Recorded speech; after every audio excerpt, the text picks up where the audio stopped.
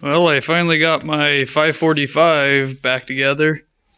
This is a tractor that on a previous video I put a used engine in, and it had sold as a good motor, and it had a ton of blow-by, and it's a 3-cylinder that ran on 2 cylinders.